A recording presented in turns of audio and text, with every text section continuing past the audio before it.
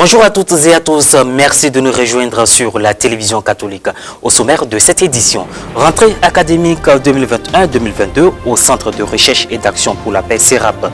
Le mardi 28 septembre dernier, Monseigneur Marie-Daniel Dadié, évêque émérite de l'archidiocèse de Korogo, a présidé une messe d'action de grâce pour l'occasion en présence des pères Hyacinthe Loua, président de l'université, et Arsène Brice-Bado, vice-président aux études et aux affaires internationales, ainsi que de la communauté jésuite du corps enseignant et des étudiants. À suivre dans un instant. Et puis le pape François a félicité les jeunes pour le climat engagé dans la sauvegarde de l'environnement à l'occasion d'un séminaire sur la promotion d'une éducation durable à Milan du 28 au 30 septembre 2021 dans le cadre de la coprésidence italo-britannique de la COP 26. Je vous le disais en titre, le mardi 28 septembre dernier, Monseigneur Marie-Daniel Dadié, évêque émérite de l'archidiocèse de Korogo, a présidé une messe d'action de grâce de rentrée académique 2021-2022 de l'université jésuite, Centre de recherche et d'action pour la paix CERAP.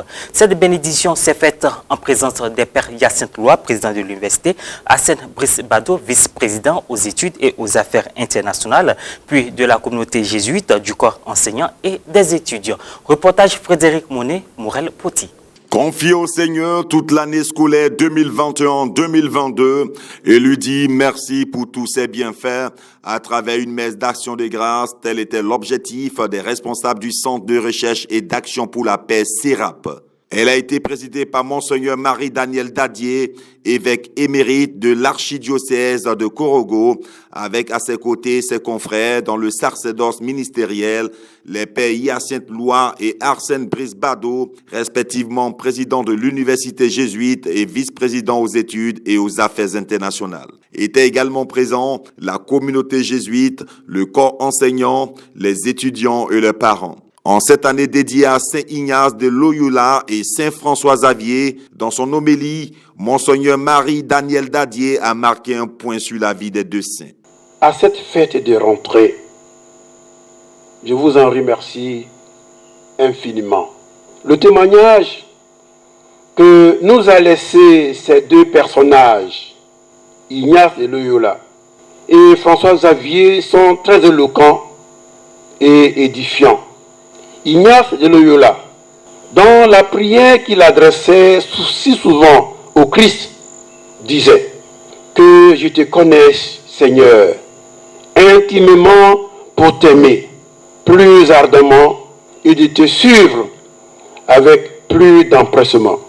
Le zèle missionnaire, sans calcul, aura marqué la vie de ce grand pasteur. » Quant à François Xavier, 4 ans après son ordination comme prêtre, le pape Paul III l'envoie en mission dans les Indes. Sur son passage se fondent des communautés chrétiennes, collèges, instituts, universités de formation et séminaires. Sa devise fait toujours davantage. Il a surtout attiré l'attention des étudiants relativement à cette nouvelle année académique et leur a prodigué de sages conseils. Chers étudiants et étudiantes, notre monde, celui dans lequel vous évoluez et celui que votre qualité d'intellectuel vous donne à influencer, apparaît dans toute sa complexité.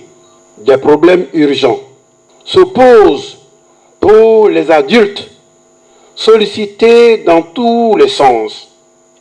Mais surtout, des problèmes se posent aux jeunes qui sont encore sur les bancs et ceux qui rentrent à peine dans la vie et qui sont confrontés à des responsabilités qui les dépassent.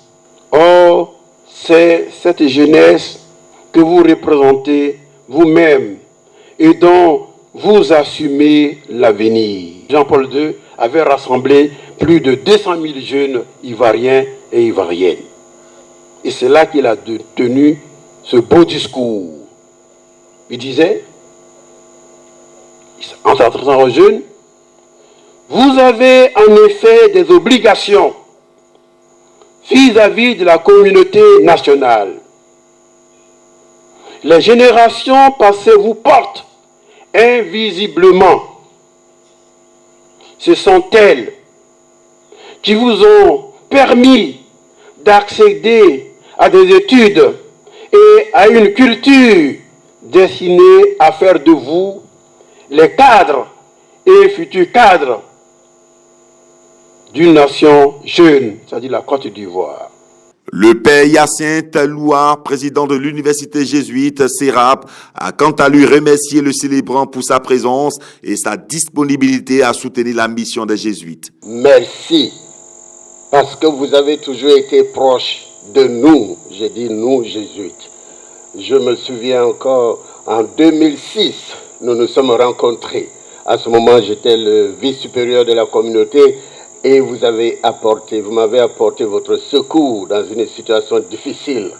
Et aujourd'hui encore, vous êtes là avec nous. C'est vraiment pour moi un plaisir de vous dire merci. Merci d'être toujours avec nous. Merci de nous accompagner. Merci de votre présence. Avec cette messe solennelle, l'année académique au CERAP s'annonce sur de meilleurs auspices. Réaction au thème de la célébration. Nous avons reçu le ministre Aboudraman Sissé, secrétaire général de la présidence, pour un partage d'expérience aussi bien avec les étudiants qu'avec le personnel. Et ce partage nous a vraiment enrichis et nous a motivés également, nous donnant des éléments pour notre carrière professionnelle. Nous avons terminé par la messe qui a été présidée par Monseigneur Marie-Daniel Dadier, qui a incité les étudiants à s'adonner avec beaucoup de courage aux études, à ne pas s'adonner surtout à la facilité, mais à faire de leurs études leur priorité. Il est temps de faire des choix judicieux pour la planète, a déclaré le pape François dans un message d'encouragement aux jeunes générations engagées dans la lutte contre le réchauffement climatique. On en sait davantage avec Maria Bissier. La jeune génération et le pape sur la même longueur d'onde concernant le climat. Le pape François s'est adressé mercredi 29 septembre dans une vidéo à un groupe de jeunes à l'occasion d'un séminaire sur l'éducation durable à Milan, dans le cadre de la présidence britannique de la COP26, conférence des partis, en partenariat avec l'Italie. Le souverain pontife appuie le message d'urgence des 400 jeunes réunis à Milan pour préparer la COP26. Il est temps de faire les choix judicieux, a-t-il lancé. Le pape les a encouragés à poursuivre leur lutte contre le réchauffement climatique. Un travail pour le bien de l'humanité, dit-il, et de les remercier de se préoccuper à la fois des relations humaines et de l'environnement. Une fois de plus, le pape François a souligné l'importance de protéger la planète. Ce n'est pas la première fois qu'il aborde cette question. Il l'a déjà fait à plusieurs reprises dans le passé. Mais son message aura un impact sur l'événement La Jeunesse pour le climat, qui va envoyer ses recommandations à la conférence des Nations Unies sur le changement climatique, la COP26 qui se tiendra en novembre en Écosse. Le pape a remercié les jeunes générations pour leur contribution à la lutte contre le changement climatique et a souligné le fait que leur contribution actuelle aidera à façonner le monde de demain. François et les militants du climat du monde entier partagent la même préoccupation, à savoir la nécessité de prendre des mesures concrètes en faveur de l'environnement.